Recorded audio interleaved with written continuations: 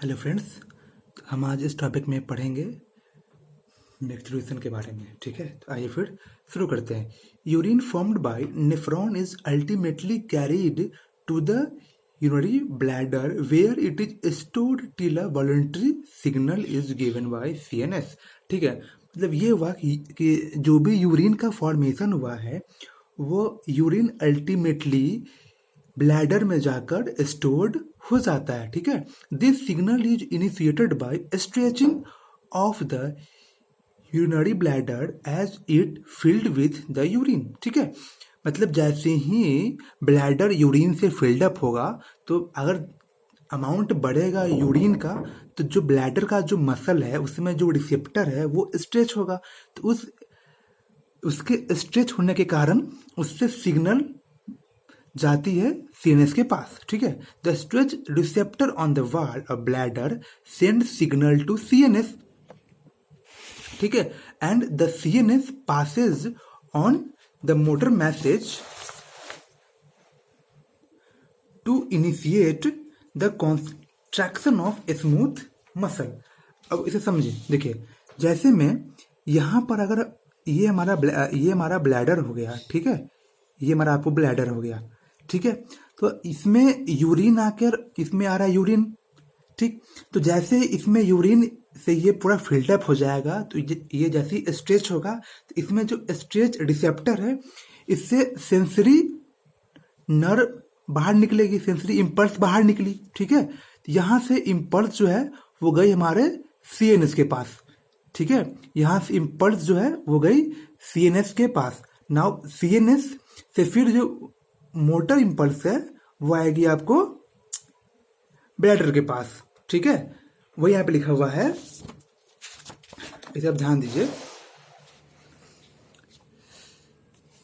The stretch receptor on the wall of bladder send signal to CNS and the CNS passes on motor message to initiate the contraction of muscle. ध्यान रखिएगा, यहाँ पे contraction लिखा, not relaxation. ठीक है, smooth muscle में क्या होता है, कॉन्ट्रैक्शन होता है। And simultaneously relaxation of urethral sphincter. ठीक है, देखिए जैसे में ये हमारा मसल हुआ ब्लैडर का तो इसमें क्या हुआ, कॉन्ट्रैक्शन हुआ। ठीक है, इसमें हुआ कॉन्ट्रैक्शन हुआ तो ये सारा जो यूरिन है वो इसमें आ जाएगा, इस वाले पाथवे पे आ जाएगा। ठीक है, और यहाँ पर आपको होती है एस्फिंक्टर। ठीक, यहाँ पर जो एस्फिंक्टर है इसमें होती है रिलैक्सेशन, मतलब ये खुलेगा।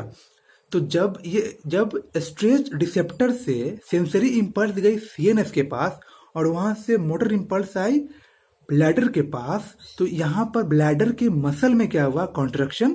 और जब ये कॉन्ट्रैक्शन हुआ तो सेम टाइम में यहाँ पर जो एस्फिंक्टर है इसमें आपको हो गया रिलैक्सेशन। ठीक है, यहाँ दिया हुआ है कि relaxation of urethral sphincter causing the release of urine. Now the process of release of urine is called micturition and the neural mechanism causing it is called micturition reflex. मतलब ये हुआ कि ये जो बना है आर्क, इस आर्क के थ्रू जो रिफ्लेक्स एक्शन हुआ है उसे हम क्या बोलते हैं, मिक्चुरेशन रिफ्लेक्स बोलते हैं। मतलब ये यहाँ पर जो रिसेप्टर हुआ, रिसेप्टर से निकला इम्पल्स सेंसरी नर्व के थ्रू गया सीएनएस के पास और फिर यहाँ से मोटर नर्व के थ्रू आ गया आपको फिर से ब्लैडर के पास। तो ये जो पाथवे बना है, ये जो रिफ्लेक्स बना है इसे बोलते हैं मिक्चुरेशन रिफ्लेक्स, और ये जो आर्क बना है इसे बोलते हैं मिक्चुरेशन रिफ्लेक्स आर्क। ठीक है, अब आगे आइए। An adult human excrete on an average 1 to 1.5 litre of urine per day. मतलब एक एडल्ट वुमेन जो है वो एन एवरेज 1 से 1.5 litre urine per day secrete करता है। The urine formed is a light yellow coloured watery fluid which is slightly acidic, that is the pH of 6.0 and has a characteristics odour. मतलब ये हुआ कि urine जो formed हुआ है वो स्लाइटली एसिडिक होती है जिसकी pH होती है 6.0। On an average 25 to 30 gram of urea is excreted out per day. Various condition can affect the characteristics of urine.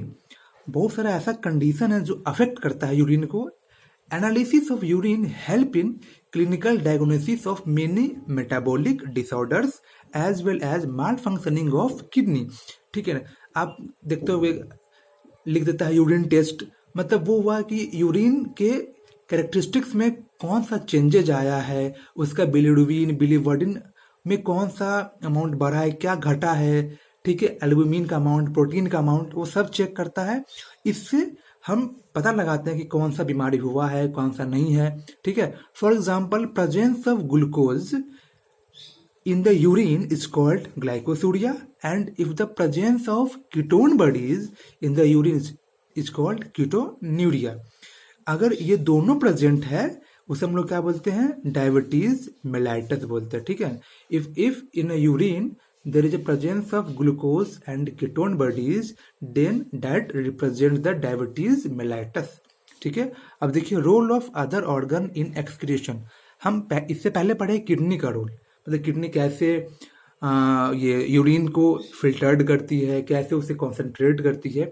अब हम पढ़ने जा रहे हैं किडनी के अलावा भी कौन कौन सा ऐसा ऑर्गन है जो इसमें हेल्प करता है। ठीक है, अदर देन किडनी, लंग्स, ये सब याद रखिएगा कौन कौन सा है, lungs, liver, skin also help in elimination of excretory wastage. ठीक है, किडनी के अलावा कौन कौन सा होता है, लंग्स, लीवर एंड स्किन।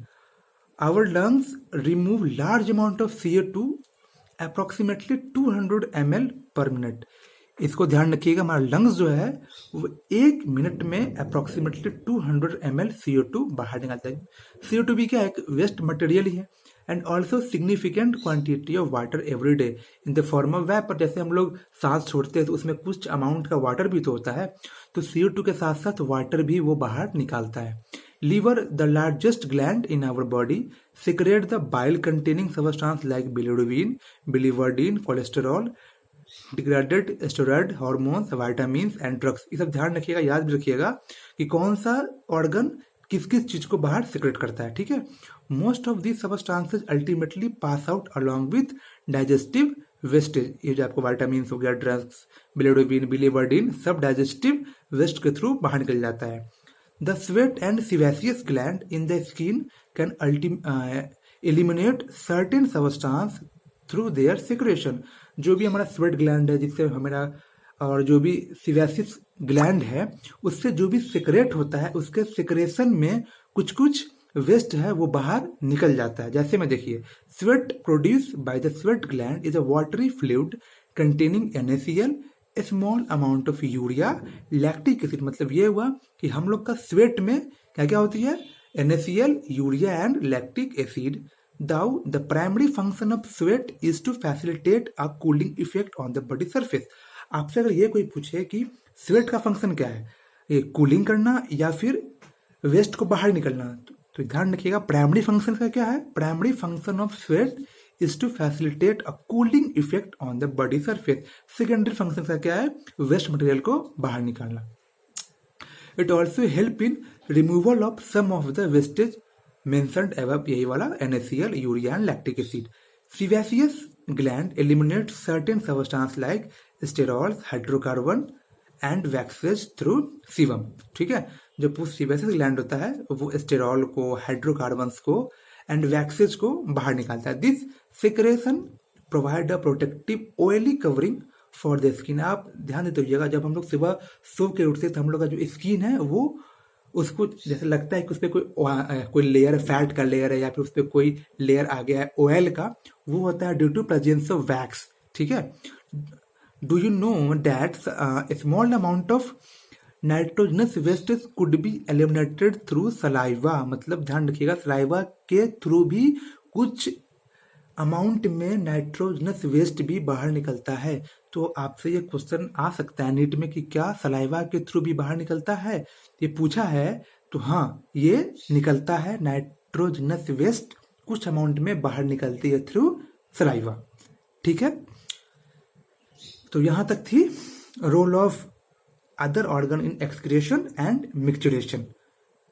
तो अगर आपको कोई प्रॉब्लम हो, कोई डाउट आ रही हो, तो आप कमेंट सेक्शन में हमसे पूछ सकते हैं। ठीक है, थैंक यू।